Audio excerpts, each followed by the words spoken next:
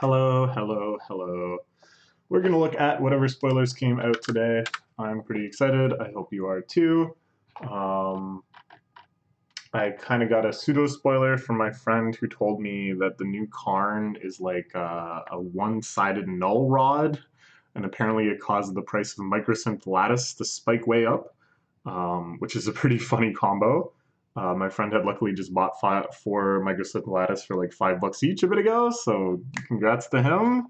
I'm not sure if that was an actual spoiler from today or if that was like a leak or something, but whatever. Let's check out what we got. Um, this is the buddy of the planeswalker from the Chinese set. Let's see if we can read any of this. This is like family. This is like kind of army or like warring unit or something like that. This is of course dog. Mm, this looks familiar. Uh, Looks like it has two keyword abilities. Perhaps trample, maybe, and oh boy, this isn't going well at all. Oh, here we go. One or more +1/+1 counters would be put on Maowu. That many +1 counters are put on instead. Well, it's fun. That's somewhat exciting. It's just a big dog that you attack them with. Um,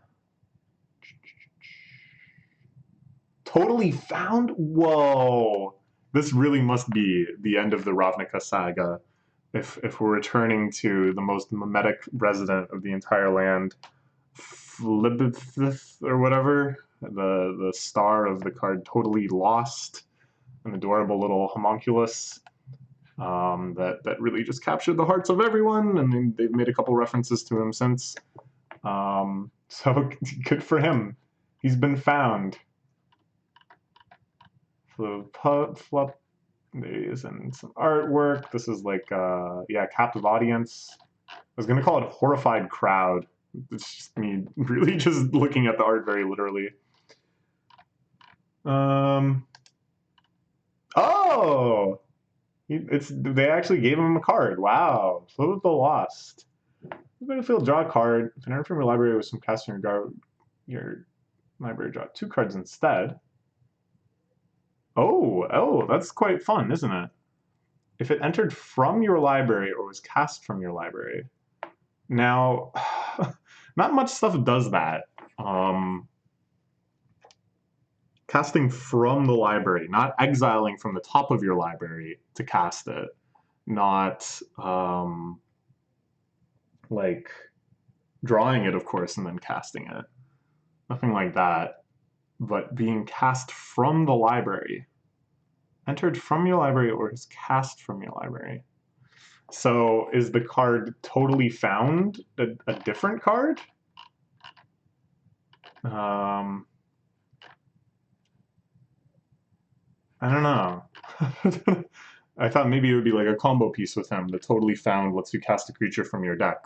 Autocratonian Worm style, or whatever that card is called. Or Panglacial Worm? I'm getting two worms mixed up. I think it's Panglacial Worm is what I'm thinking of. Anyways, on its own, just coming down and drawing a card is pretty sweet. I don't think it's as good as Elvish Visionary, which they just kind of hinted at here because this is an elf. So of course you have a bajillion interactions with that in whatever deck you're putting this in. Okay. Creatures and stuff. But what? So how are you supposed to actually cast this guy from your library? Can anyone tell me? Yeah, see? Like, Cascade doesn't work. Oh, Coco. All right. Warp World. All right, but Um,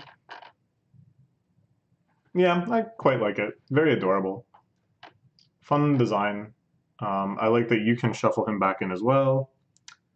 Kind of has like a Norin the Wary sort of vibe, where I think somehow kind of being able to draw him out of your library cast them from your library using some card that I can't really imagine.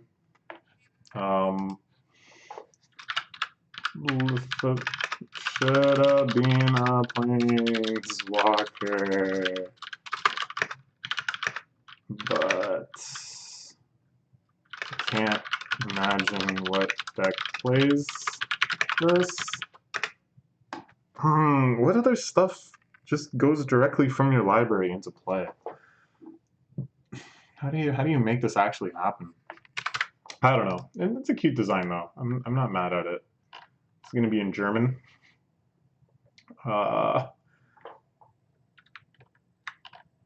Trample? Vigilance and Trample? When it enters... oh boy. Alright, let's not even try.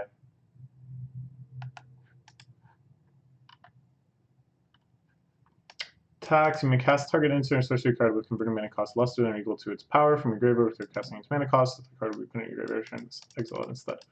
Okay, interesting. The fact that it comes down on a 1 power so that you're only casting things of 1 CMC isn't so bad because it's on a nice curve that you can probably have a couple like cantrips or utility spells in there by the time you're swinging with this.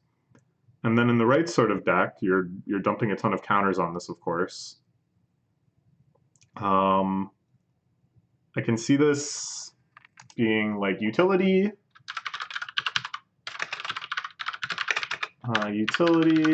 and standard spell-based deck, like low to ground spell-based deck. People will try to make it work beyond that cleverly, but I don't think so. Yeah, I feel like a deck where you pump this guy up to really high power, you dump a whole bunch of stuff in your graveyard and start firing it off for free. It's pretty cool. It might make a good against the odds episode, but I don't see it being a particularly successful against the odds deck or anything like that.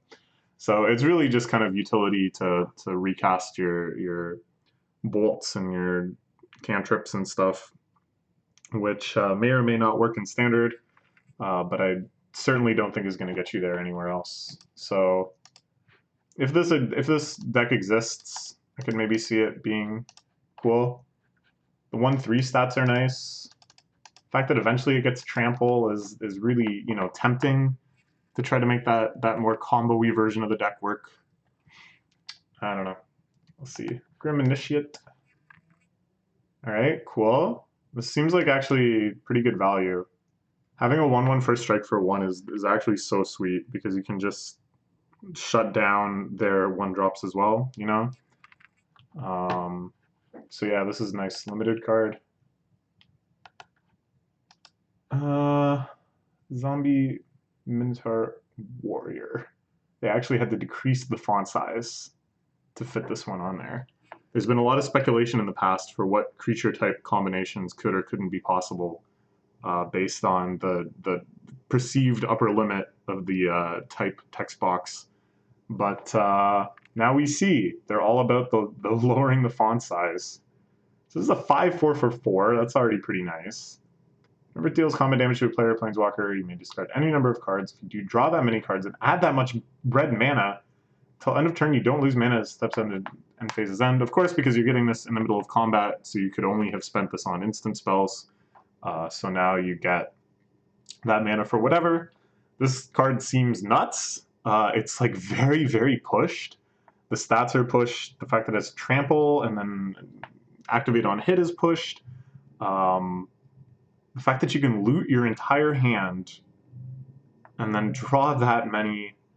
So the other thing is, like, these cards, again, it's a little counterintuitive. Like, it's a little like a Nonbo, where the sort of deck where you're really excited to get a bunch of fast mana and a handful of gas is the sort of hand where you've just been like dumping things, right? So it's like if you're playing well, if your deck is performing the way it should, this doesn't actually like pay off that much because you should have close to an empty hand. But where those decks falter is when you have like a fistful of lands, you just don't have any action. And there, this is like the one card salvation. Basically just allowing you to Wheel of Fortune and Ritual. It's bananas. I think this card is so cool. I think... Oh, I see, I see. Yeah, cool. But yes, this card is bananas. So Modern, I don't really know what wants to play this. It would have to be kind of a new direction for a deck, but it's really strong. So I think people are gonna try to have some sort of home for it. I can even see this as like a target in like sneak attack type decks in Legacy or Through the Breach or Gyro's Vengeance or any number of ways of cheating a fatty into play and swinging with it quickly. In a deck that's like you're like, oh, why not just do Grieselbrand or Emrakul or like any number of the super fatties. But this does kind of have a different edge in that you're not just trying to like win with it, but you're trying to continue comboing off with this character or this creature just as like a combo piece. Which like doesn't really sound that good when I point to it, but it's like a little more hate resilient than other things. Because like there's no way to just have a bunch of new cards and a bunch of mana be bad. Ideally, it's like you're discarding a bunch of stuff you want to discard anyways, replacing it with gas and mana. It's such good utility. Man, I don't know. It's like when it's this pushed, I almost feel like Wizards already knows something that I don't about how bad it actually is. That if it is actually as exciting as it sounds, it would only be like a 4/4 or something, you know, or even like a 4/3. And if it was a 4/3 or a 4/4, I would still look at it and be like, wow, like this card's got some stuff going on. But the fact that it's a 5/4 trampler, like the fact that they pushed its stats so much makes me skeptical. You know, like it's not that Wizards doesn't F up and print cards that are too strong sometimes.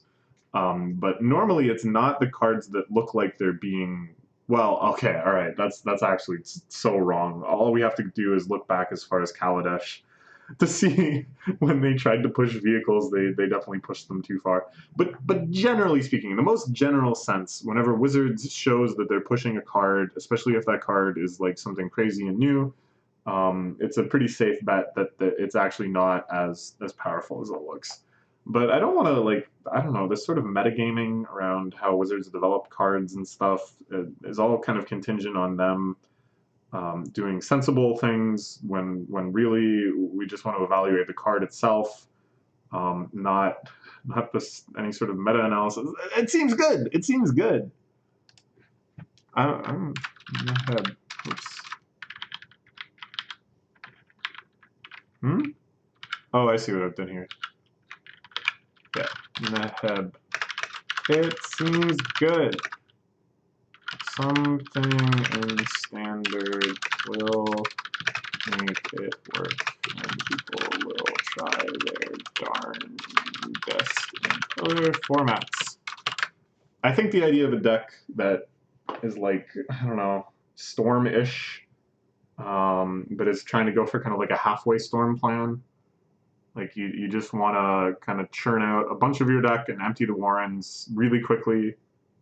You have some way to sneak the Sky in really early. It's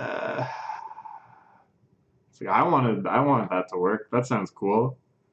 It's probably just strictly worse than the things that are less complicated than this, though. Man, I don't know. It's so pushed. It's so pushed. And of course, they're going to make it seem exciting and good in the preview article. But man, I don't know. Not likely to show up in Modern. All right, sure. Yeah. I think that's good.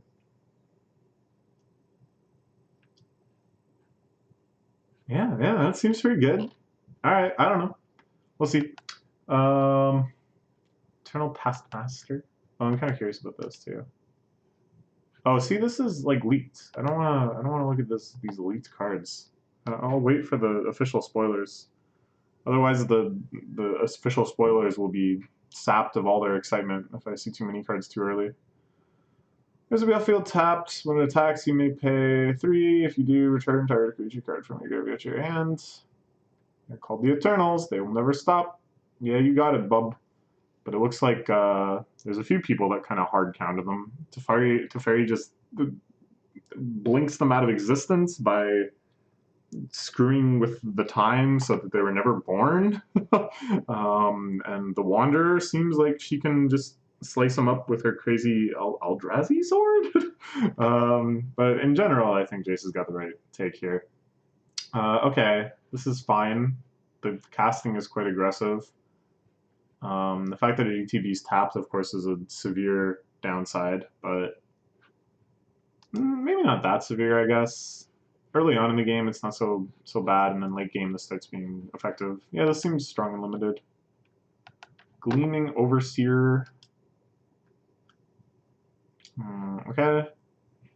Oh, okay. All right. Hexproof is super relevant because Amass is like very centralized power. Um, so anything that will just one hit remove it. Of course, you've invested quite a lot of cards and time into your gigantic zombie army. You don't want that. So yeah, this is nice. Okay. Dreadhorde Butcher. Okay. Oh, that's kind of fun. That's a neat card. I like that it has haste. That makes it a lot better, I think. On the play, this can get in quite often against any deck that's not putting down something immediately, and then it's really hard not to get value out of this guy once you just start going crazy with him. Yeah, I don't know. It's all right. This we already saw. So I think we're up to date. Nice. Good. Good, good. Trying to have more exciting cards at common. Oh, wait, no, I didn't see this. I don't know how I overlooked that, but I didn't.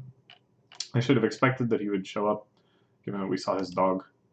In Chinese again. No way I can read this. Oh, he's an uncommon. Add a point.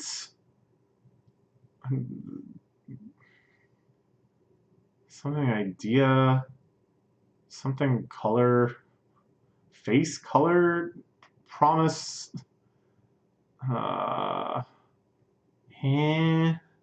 Okay. Let's. Oh wait, maybe it was in that image. Each creature you control with a +1/+1 counter on it has tapped to add 1 mana of any color. Ooh, well that's quite fun. I think that's quite an interesting idea. I don't really see it getting there as like the core of a deck, which is what this wants to be. Even in limited or in standard, I feel like the resources aren't there to really make this work. But it's a cool idea, and I think at a casual level, this will be a lot of fun. Nah.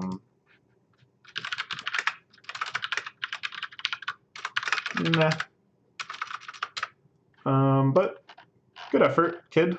Keep swinging in. You'll have your nice everything is bop utopia eventually. Nice. This guy on Cricket Mobile, 10 p.m. Rocking that 100% battery. Not bad. Okay. Let's look forward to the spoilers from tomorrow. Bye bye.